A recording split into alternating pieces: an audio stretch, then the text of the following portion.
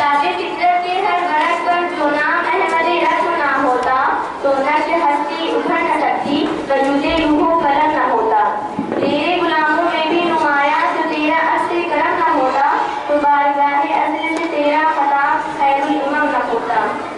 न रोए हद से नकाब उठता, न जुल्मतों का हिजाब उठता, फिरो बख्शिश निगाह उनका अगर चिरागे हरम न होता।